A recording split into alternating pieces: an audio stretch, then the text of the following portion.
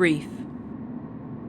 Grief is a response to loss, particularly to the loss of someone or something living that has died, to which a bond or affection was formed. At some point in everyone's life, you will experience grief, whether it be through losing a family member, a pet, a relationship, or something that held a lot of meaning and memories.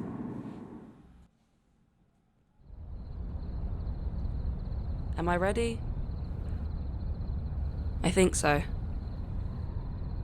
I haven't seen this place since I moved out. The family house. Though now it didn't really feel like much of a family anymore. So much has changed since the last time I considered the family whole. I failed to notice the absence of my dad when I first arrived back from France. I saw his car and American football kit at the door and thought nothing of it. I remember what it was like walking back into the house. The air smelt musky, dense. My family was scattered around the house. My nana and aunt huddled together in the dining room, my brother asleep on a mattress on the floor, and my mum pacing nervously around. She ushered me to sit down with her on the spinning couch. I was too blinded by excitement to see her, so I didn't really notice her tear-stained face. She sat me down, huddled me close, made me sit back, and after what felt like an eternity, uttered the words, "Dad's died." I didn't really process it straight away. I honestly thought my mum meant her dad or my granddad. I don't remember my reaction. My mum says I screamed and cried, which is expected. I remember the physical feeling in my chest. I felt like I was dead. When I walked back out into the hallway, I looked again at his football kit and car, and reminisced on how oblivious I was minutes before. A couple days later, I was surprised to see my dad's death had made the news, being featured on BBC and ITV News. I remember losing my mind. I was so happy. My dad mattered that much. His life and death had made such an impact that it was on the news. We had to wait weeks before we could have the funeral. He had to get an autopsy done to confirm the cause of death, which was a heart attack. He would have thought getting an autopsy was cool, just like out the movies. I remember the day the letter arrived from the coroner, the pale green paper with all of his details on. My mum walked out of the house and into the garden with the letter in her hand. Having to read why he died was weird. Seeing the health issues he had, heart problems and sleep apnea. I was sat outside in the garden with my family. It was a warm day and the sun was out. We were most likely reminiscing on memories we had with my dad, which there were plenty. He was a social guy and didn't really have any enemies. His funeral wasn't your typical black suits, depressing tone type bullshit. We made sure his send-off was fit to his character.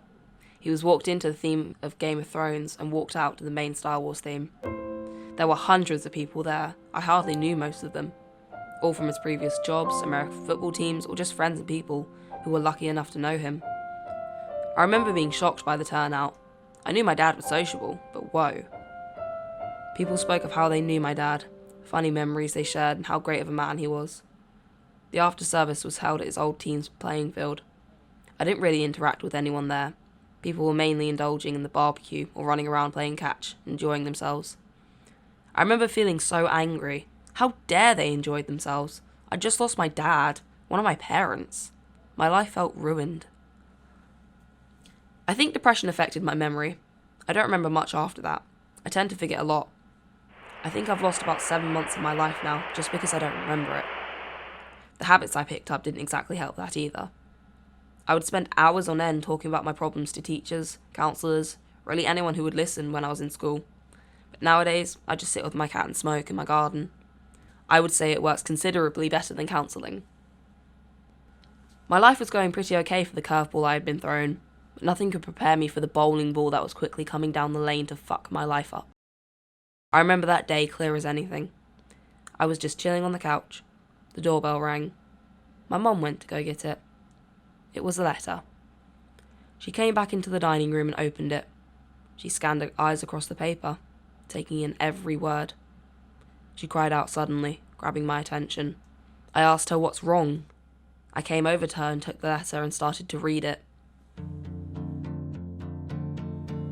I have been instructed by them, the sole owner of the house, in relation to a number of matters including the imminent and substantial development of I understand that you have been resident at the house for some time, but that it has always been the intention of my client, following the death of their partner, that you should vacate the property with the children and that my client would assist you financially over a period of the next 3 years to ensure that this transition to a new home is made as smoothly as possible.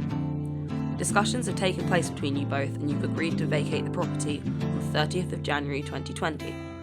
However, we were surprised to hear from our client that you recently arranged a significantly large tent to be placed on the drive at the front of the house, along with various lighting equipment.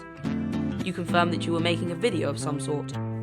You disrupted my client's parking and caused a great deal of distress to them. This property does not in any way belong to you. It is the property of our client. On that basis, your conduct has shown that having you at the until the end of January next year is now entirely unsustainable. I am instructed to give you notice to quit the property within the following 2 months of the date of this letter. You are hereby given notice to give up your occupation of the on or before the 18th of November 2019.